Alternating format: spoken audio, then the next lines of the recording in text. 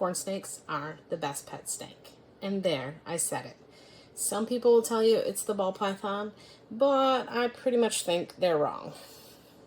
So today we're going to cover why corn snakes are the best pet snake. Everyone always talks about the paint jobs when it comes to ball pythons, and you can find ball pythons in thousands of different paint jobs. But the truth is that corn snakes also come in a huge variety of amazing colors. This is Grumpy Female, and she's actually a scaleless corn snake. This is what normal looks like when you have removed the scales. It gets this like painterly effect. Now, corn snakes who are scaleless do retain their belly scales, and I'll be doing a video all about scaleless here soon. So if you're wondering more information about scaleless in particular, then you should definitely subscribe, and we'll be getting to that soon. Now, Grumpy Female should get her own video just for being Grumpy Female, but we'll also do that too. She is a great example of a beautiful corn snake in a very orange color. And oranges and reds are really common in corn snakes. This is Zeus, and he is also a scaleless normal corn snake. But you can see that he looks very different than Grumpy Female. Or maybe you can't because he's not being real particular cooperative in the... Ironically, I have no normalish corn snakes that aren't scaleless, because there's a lot of cool colors, and we're going to show you just a few real quick color changes in the corn snakes. So these two girls are way younger. They have scales. So this is Amber, and Amber is a caramel hypo tessera, or tessera, depending on how you want to pronounce that. And so she has her own unique look. And then Toffee is a toffee corn snake, so she has her own look. Both of these are kind of in the brown categories, with Toffee being yellower. In this hand, we have the beautiful Coral Snow, and I don't even feel like her colors get shown off very well on camera. She has a lot of pinks and peaches going on. She's a very pretty girl. And then in the other hand, behind Coral, is Confetti. And Confetti is a palmetto corn snake. So this is actually the leucistic form of a corn snake, and they have blue eyes, like a blue-eyed leucistic ball python, but instead of being a solid white, they have these confetti spots all over their body, and it's super, super cool. Not that he's gonna show off real good, but yeah, there we go.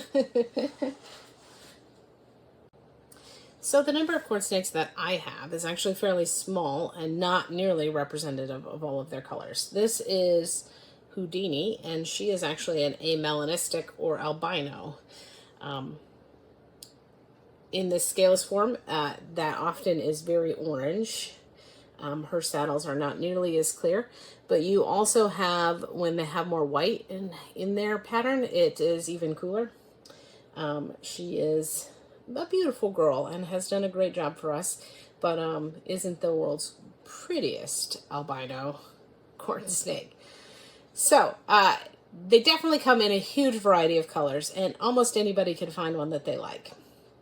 While it is true that they are a much skinnier snake, there is a lot of advantage to that. Nobody's going to feel intimidated. Nobody's going to feel like your snake is too heavy, whereas if you have a big ball python and you hand that to a kid, it is often intimidating and feels too heavy for many, many smaller children. On the other hand, though, the corn snake is going to be moving a lot, and that is a more interactive handling experience. For me, I really like that. When I'm holding a snake, I want it to be about holding the snake and not so much about making coffee or walking around the house or watching TV. Now, I know that ball pythons get that rep, but in general, a confident ball python won't be any easier to handle during those activities than a corn snake. And so many ball pythons are confident and are a bit of a pain to do those do those types of things. That being said, we do hold ball pythons around our neck and still pass off geckos at shows. And holding a corn snake around your neck and passing off a gecko is not something that's likely to work out. So it is a much more interactive handling experience. And I think that's awesome. I love the fact that they're super friendly. They're very curious. They're often on the move and they're checking things out. There are very few instances where a corn snake feels defensive once they've gotten a little bit of size on them. When they're super small babies, they do feel scared of the world and they will lash out. That being said, they cannot do any damage at that point. Their bites don't even break the skin, and it's a little bit funny when they do that. Corn snakes are really easy to take care of. They are native to southeast the United States, and their hot side should get warm enough to keep them comfortable, but not so hot that you need a lot of fancy equipment. And their cool side is going to be closer to room temperature. Oftentimes with the ball pythons, you need to heat both sides of the enclosure, and that is certainly true with our ball python in the 4 foot by 2 foot in our daughter's bedroom. She needs to maintain heat on both sides of that to keep her environment in the correct temperature zone.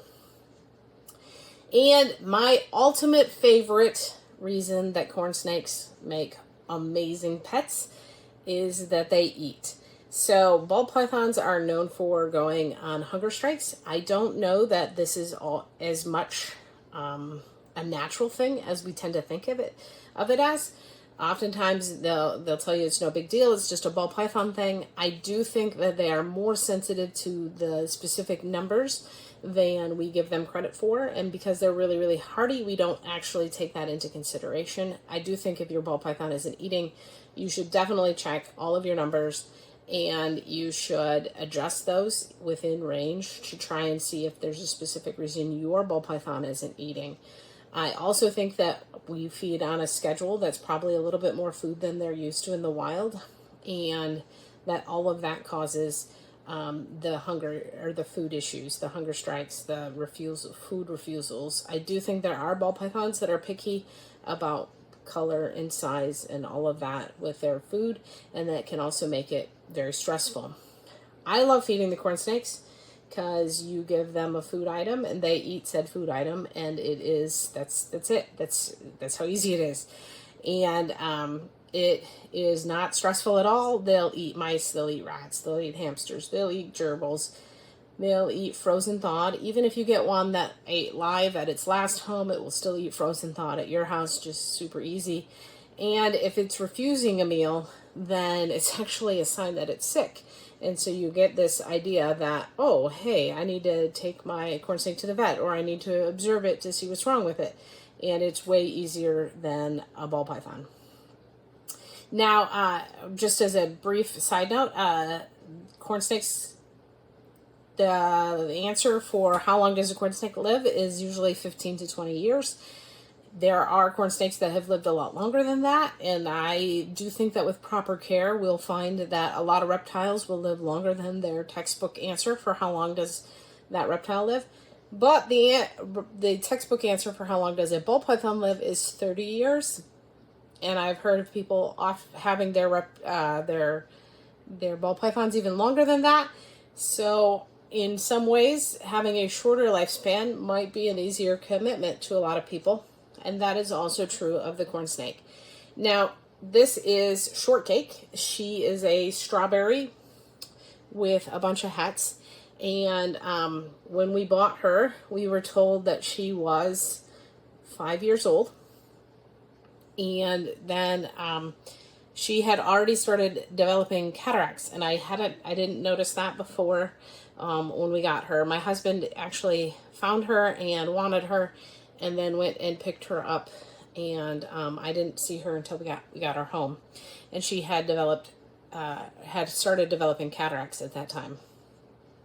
So I think that she is a lot older than 5 years old, but I don't actually know how old that is, and she is a sweetheart, though, so I don't know if we will keep her and use her as an ambassador animal. It's possible because she is a very such a sweetheart. She's also a fairly large example of a corn snake. There are corn snakes that are bigger, but most of them are going to be a little bit smaller than her, so that makes it a good size example for her. And she definitely a sweetheart. Oh, biting factor. So I've been bitten by one corn snake. She had just laid eggs, so it was completely reasonable that she bit me as I was trying to steal her eggs. And I have been bitten by 2 ball pythons. So both of those were defensive strikes. They were both scared ball pythons. And that doesn't necessarily mean that ball pythons are, bitier than corn snakes, but neither species is that prone to biting, and it's on the list of reasons why I love corn snakes and think that they're amazing pet snakes. If you've made it this far, Dorothy and I really appreciate it. We'd love it if you gave this video a thumbs up. If you hit the subscribe button, leave a comment, and check out our egg and baby counter for the year, and then some more great animal content. And no matter what, have a great day.